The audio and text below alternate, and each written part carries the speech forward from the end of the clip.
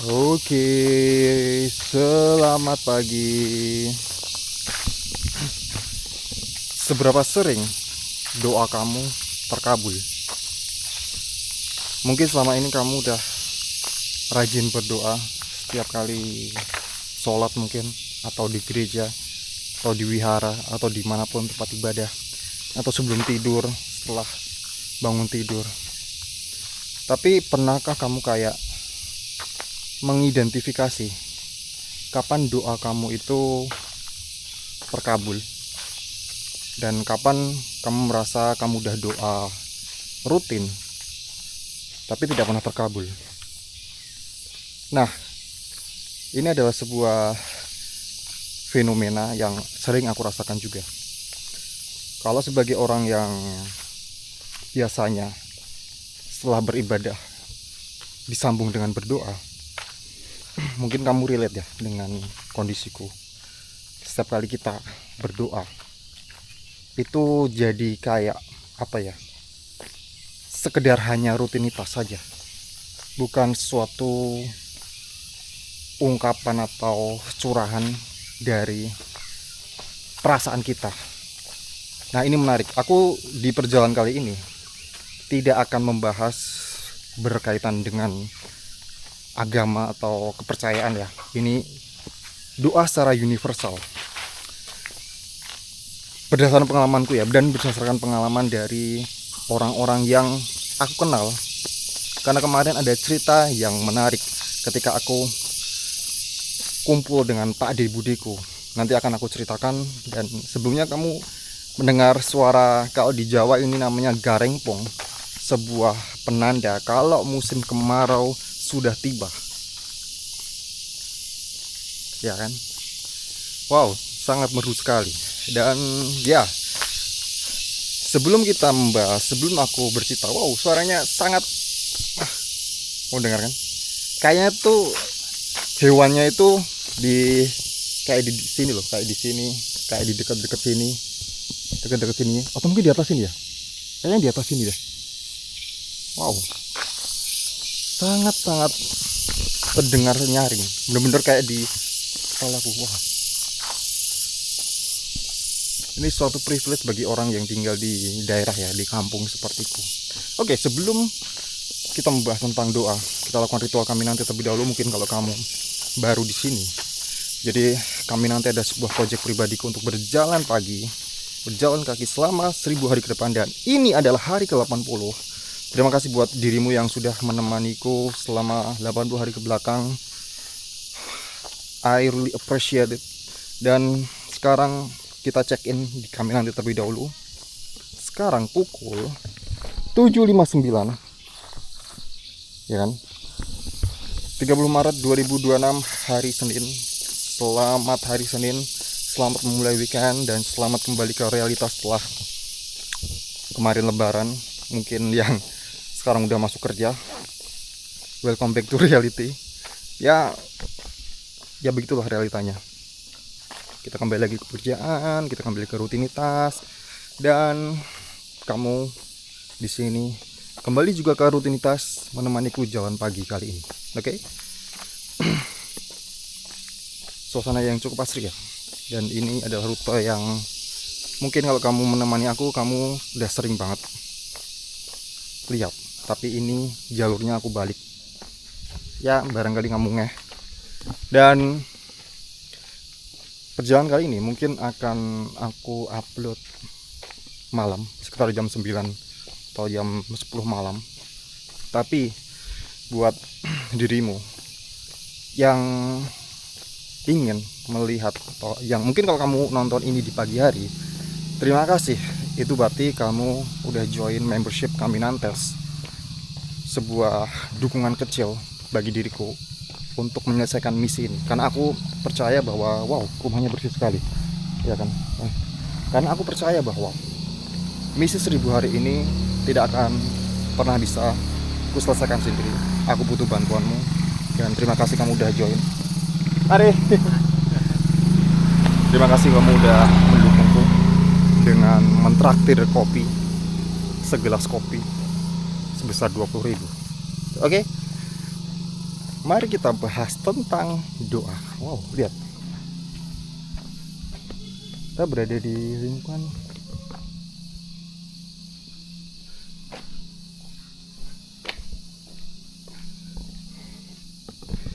tetap jalan pagi. Tadi aku mulai dulu dari bawah naik ke atas, makanya kamu lihat sekarang mungkin kamu kalau lihat aku agak ngos-ngosan dan keringetan karena tadi aku udah jalan kaki duluan selama ya sekitar 30-40 menit. Dan ini ada perjalanan pulang. Biasanya aku memulai video itu ngobrol dengan dirimu di awal perjalanan, tapi sekarang aku reverse. Kita mulai dari kita ngobrolnya di perjalanan pulang ya. Kita selang-seling biar nggak bosan dengan perjalanannya, dengan view-nya mungkin. Wow. Oke. Berbicara soal doa, sebelum aku bercerita tentang doa, ini perspektifku ya, bukan perspektif agama, dan aku bukan ulama, bukan ya nggak ada tampang ulama juga kalau dengan style seperti ini, style Caminante yang menggunakan topi, menggunakan vest kayak gini, baju olahraga, celana pendek, sepatu Yuza yang selalu setia menemaniku, Yuza 9 Time, sepatu trail run rekomendasi. Yang kalau misalnya kamu pengen mencoba trail run, kamu bisa beli yang lokal-lokal dulu, dan aku merekomendasikan Yuza. Dan ya, mari. Dan ya, ini bukan soal agama ya, bukan soal, ini perspektifku dalam lebih ke doa sebagai sugesti dan kata-kata positif. Jadi nggak ada hubungannya dengan kepercayaan tertentu. Nah, kemarin aku bertemu dengan Pak Ade, budeku. Kita juga jogging santai kayak gini. Kemudian di titik finishnya kita ya biasalah Pak Ade Bude itu ngobrol-ngobrol nostalgia zaman dulu. Nah, sampai pada suatu ketika ya biasalah kita ngomongin tentang anak mantu, kemudian cerita tentang Pak Adeku yang sekarang domisili di Jambi, udah sukses sebagai petani sawit di sana. Tapi dulu dia pernah kayak ingin jadi TNI, jadi tentara lah. Ada fase dimana dia jadi tentara karena kakekku adalah seorang TNI di zaman kemerdekaan. Kalau dulu namanya TNI atau bukan ya, pokoknya tentara lah. Kakekku adalah tentara. Dan ya sebagai anak tentara, kalau zaman dulu kan nepotismenya tinggi sekali. Ada orang masuk tentara itu dimasuk-masukin itu. Tapi itu tidak berlaku di kakekku. Ya aku nggak bisa bilang gitu sih. Kayak kakekku zaman dulu itu nggak pernah masukin anaknya sama sekali. Tapi untuk saudara-saudara terdekat itu beberapa ada yang dimasukin. Ya itu adalah kayak apa ya, dosa zaman dulu lah. Menurutku itu bukan hal yang baik juga. Tapi dulu itu menjadi sebuah tradisi. Golongan abdi negara itu nepotismenya sangat tinggi sekali. Dan ya si Pak Adeku sebagai anak tentara sebenarnya gampang banget masuk tentara, tapi beliau berusaha sendiri. Udah mau masuk, tapi ternyata ada satu atau dua hal yang membuat akhirnya beliau tidak diterima gitu ya. Nah itu kan kemarin cerita-cerita kayak gitu ya. Nggak diterimanya itu bukan nggak diterima sih, tapi kayak jabatannya atau apa ya, pangkatnya itu bagi Pak Adeko tidak begitu memuaskan, karena dia ingin pangkatnya itu lebih dari ayahnya, dari kakekku, entah atau tamtama atau apa gitu ya, pokoknya cabe atau apa gitu. Pokoknya intinya dia pengen dapat pangkat yang lebih tinggi, karena kalau misalnya sama kayak ayahnya itu ya ngapain gitu ya, dia bilang gitu kemarin. Jadi entah satu atau dua hal, mungkin ada syarat yang kurang di jabatan pangkat tertinggi, akhirnya dia tidak mengambil tentara itu. Padahal tinggal dikit lagi, bisa dibilang tinggal dikit lagi. Ada juga ya kayak omku ditawarin jadi tentara oleh orang yang dulu dimasukin kakekku. Otomatis kan pasti peluang lolosnya atau pass rate-nya itu, passing grade-nya atau apa ya istilahnya, ya passing grade lah, bisa dibilang kayak gitu, tinggi kan. Tapi tidak diambil juga oleh omku. Nah, ternyata ini ada apa hubungannya dengan doa. Ternyata kemarin aku baru tahu juga kalau kakekku, simbahku itu pernah kayak berdoa atau mengucap hal yang entah ini secara dipercaya atau ya pada akhirnya dipercaya juga sih, kayak mengucap sumpah bahwa semoga anak dan turunanku besok tidak ada yang jadi tentara. Anak dan turun, awalnya sih bilangnya kayak anaknya aja, tapi sampai keturunan itu sampai sekarang nggak ada yang tentara. Bahkan kayak anak menantu pernah kayak sepupuku itu pacaran sama tentara, tapi nggak lama si sepupuku itu yang cewek itu diputusin sama tentara itu. Jadi kayak bisa dibilang apa ya, percaya nggak percaya, itu sebuah ucapan sumpah doa yang diucapkan oleh seorang prajurit di zaman kemerdekaan, di zaman perang kemerdekaan, yang sampai sekarang itu masih berlaku. Nah, ini kan sebuah bisa dibilang kayak ucapan atau doa yang terkabul, yang sangat kuat. Doa yang sangat kuat sekali yang diucapkan oleh tentara zaman dulu. Nah, bagaimana mekanisme doa itu bisa sangat kuat, bisa sangat terkabul? Aku bisa bilang ini doa ini sangat kuat ya, sangat sangat mujarab. Oke. Jadi, bagaimana kakekku itu dulu mengucap, ada yang lewat dulu. Mari. Ya. Bagaimana si kakekku itu dulu mengucap sumpah atau doa itu adalah ketika di situasi perang. Ketika kakekku bersama temannya, 2 orang di balik batu, mereka sedang waktu itu melawan Belanda ya, entah agresi militer 1 atau agresi militer 2, pokoknya di Jogja itu dia bersama temannya 2 orang di balik batu sedang baku tembak dengan tentara Belanda. Dia melihat teman seperjuangannya tertembak, meninggal di depannya. 1 meninggal. Kemudian baku tembak terjadi lagi. Temannya yang di sampingnya tertembak lagi. Di situasi yang sangat genting, yang sangat menegangkan itu, yang sangat wajar sekali kalau orang di situasi seperti itu melihat 2 teman seperjuangannya meninggal tertembak. Kayaknya orang pasti bakal berpikir, wah, kayaknya hidupku bentar lagi. Oke.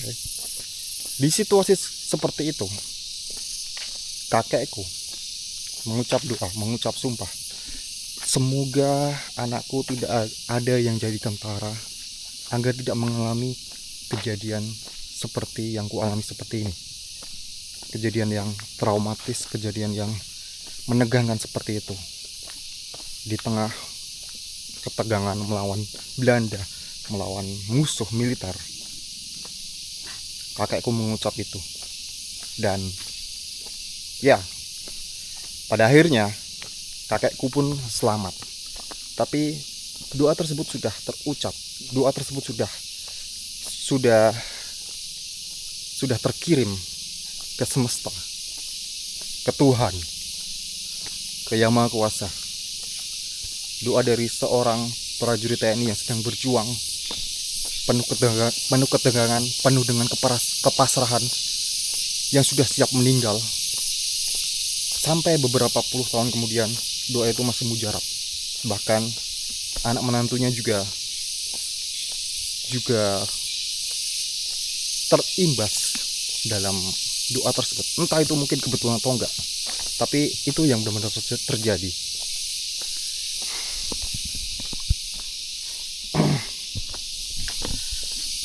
Mendengar cerita itu, aku cukup kagum ya, karena aku juga cukup sangat passion dengan kata-kata, dengan sebuah ucapan. Maksudnya aku cukup mengulik hal tersebut. Bentar ya, ini jalannya nanjak, jalannya menurun sekali, dan kamu bisa lihat depan ini. Omku waktu kita membicarakan tentang kakekku itu, dia mengucap gini, wow, ya memang kalau misalnya doa seseorang yang sedang ada di situasi genting, di situasi kritis, itu memang mujarab. Contoh lah kayak misal orang yang ada di tengah laut, nelayan yang di tengah laut terombang ambing di sungai, terombang ambing di tengah samudera yang sangat ganas ombaknya, suasana badai, kemudian nelayan itu berdoa pasrah.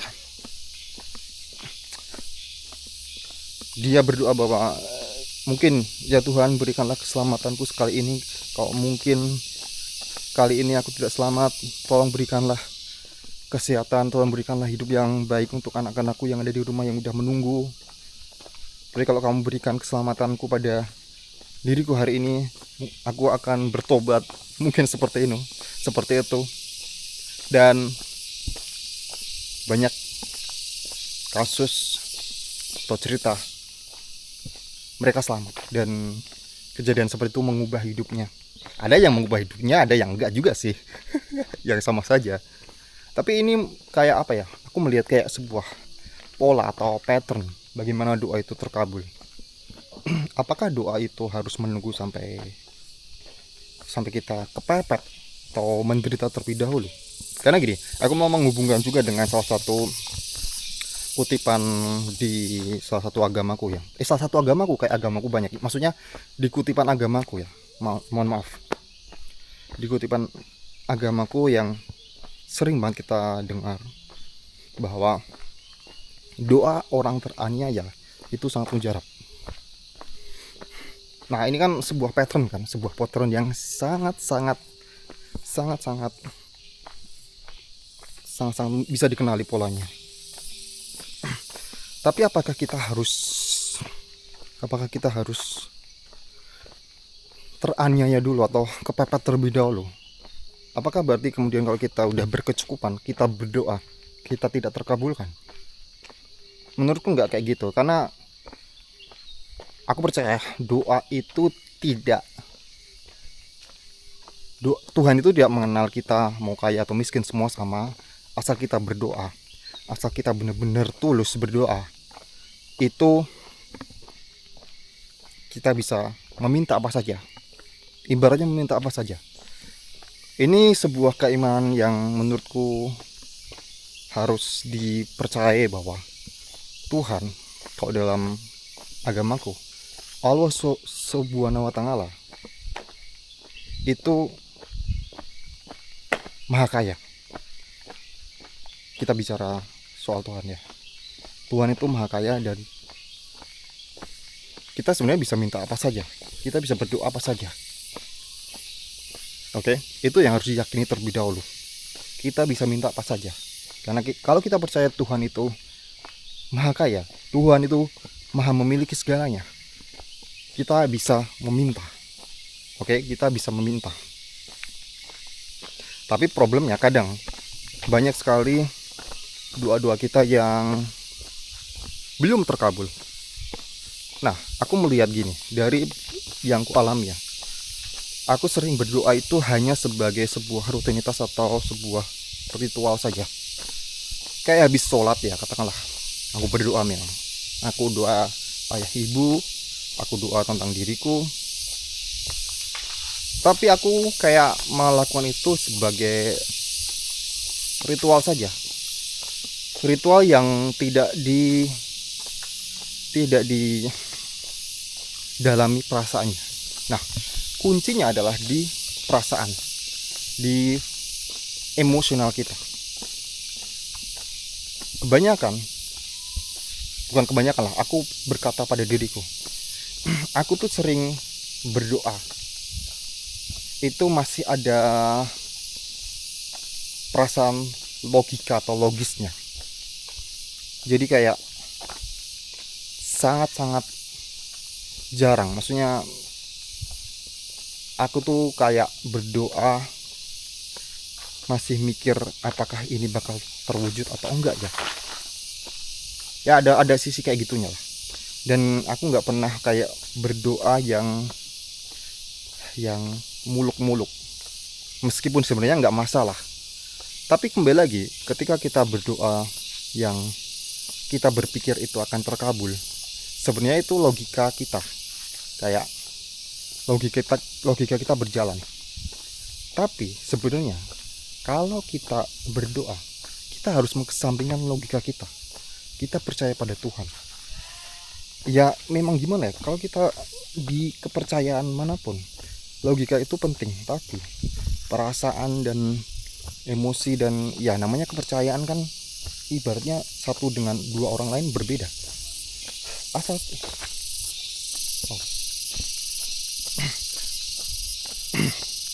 kita modal percaya saja doa kita terkabul, kita nurun.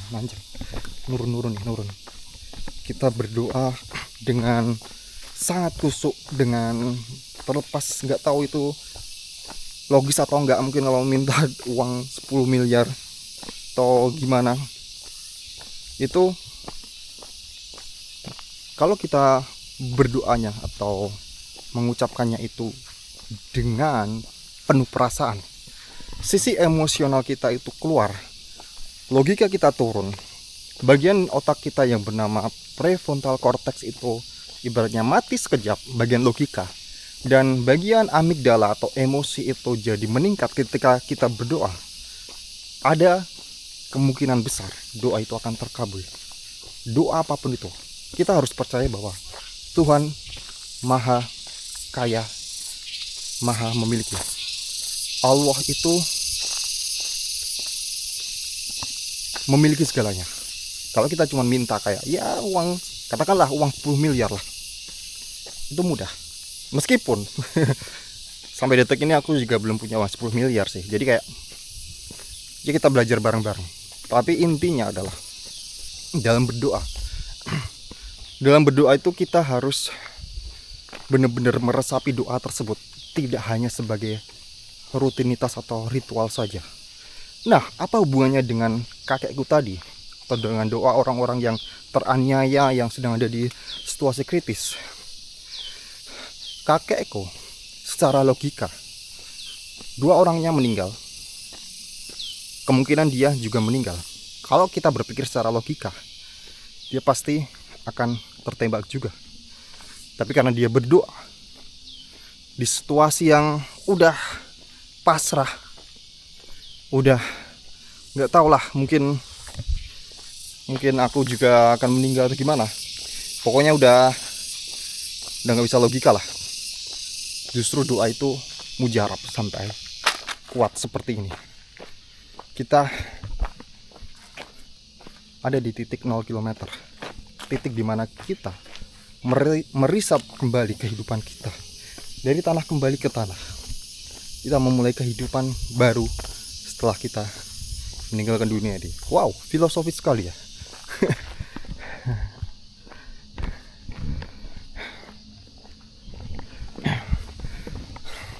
Jadi yang ingin aku berikan insight di sini, atau berikan apa ya, pelajaran lah. Ya kita belajar bareng-bareng. Meskipun aku sendiri juga belum mencapai titik yang aku inginkan, karena banyak sekali banyak sekali doa-doaku yang belum terkabulkan. Tapi kadang gini lah, kadang kita berdoa sesuatu dan doa itu sudah terjadi, tapi kadang kita itu terlalu fokus pada sesuatu yang belum terjadi. Contoh lah kayak gini lah, aku tuh dulu pernah berdoa, aku ingin jadi YouTuber, pengen jadi orang yang kemana-mana bisa ngevlog. Itu adalah ucapanku di beberapa tahun yang lalu, mungkin 2 tahun yang lalu ya. Sekarang hal itu terjadi pada diriku. Beberapa bulan yang lalu aku kayak nggak aware dengan hal tersebut. Tapi karena ada kejadian ini, aku baru percaya bahwa wow, ucapan itu benar-benar terjadi ya, doa itu benar-benar terjadi ya. Bentar. Mari. Ya. Ucapan itu benar-benar terjadi. Nah, kadang kita itu ini poin penting juga ya. Kadang kita terlalu fokus pada apa yang belum kita miliki, tapi kita jadi tidak melihat doa-doa apa yang sudah kita capai, sudah terkabul. Nah, dengan tahu doa-doa yang sudah terkabul, ini akan menumbuhkan rasa syukur, rasa positif kita. Sehingga kita berdoa pada Tuhan itu dengan perasaan yang sudah bersyukur, perasaan yang sudah memiliki. Contoh ginilah, kalau misalnya kamu ingin mendapatkan sesuatu yang sifatnya ya duniawi lah, katakanlah begitu, tapi kamu berada dalam situasi yang seperti kekurangan, seperti kamu gak bersyukur, itu bisa menghambat doa kamu, ya intinya kembali lagi lah, kayak emosi itu bukan sebuah hal yang itu, emosi itu netral ya, asal kita bisa berdoa dengan penuh perasaan, mengesampingkan logika kita, mungkin doa-doa kita akan terkabul.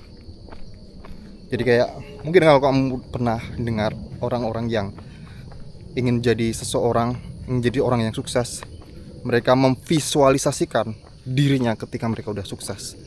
Jadi kayak emosinya itu benar-benar terasa banget sampai di dada. Wow, aku naik mobil Ferrari, terus mobil Ferrari warna merah divisualisasikan, kemudian ngebut di jalanan, ya seperti itu. Dan beberapa tahun kemudian, 5 tahun atau mungkin 10 tahun, hal itu terjadi. Ya kuncinya ada di perasaan. Berdoalah dengan perasaan. Nggak tahu apa faktor dibalik kenapa doa kita kalau kita penuh perasaan itu sering terkabul. Mungkin karena ya ini bagaimana Tuhan mengingatkan pada diri kita bahwa Tuhan itu segalanya, Tuhan itu memiliki segalanya. Kamu bisa minta apa saja. Kadang logika kita yang terlalu mengecilkan kekuasaan Tuhan atau kemampuan Tuhan. Kadang kita jadi kayak mau minta 100 juta aja minder gitu ya, padahal Tuhan punya segalanya. Ya, gak ada salahnya kita berdoa kan, gak ada salahnya kita ngayal. Oke, ini jadi sebuah kalimat motivasional ya, perjalanan yang penuh motivasi. Terima kasih udah menemani aku jalan pagi kali ini. Thank you. Itu kekuatan doa. Kalau kamu selama ini mungkin berdoa tidak pernah terkabul, mungkin kamu selama ini masih berdoa dengan logika kamu masih jalan. Berdoalah dengan perasaan, visualisasikan kondisi tersebut. Oke. Terima kasih dan sampai jumpa di Caminante Day 81. Join membership untuk dukung perjalanan ini. Sampai jumpa.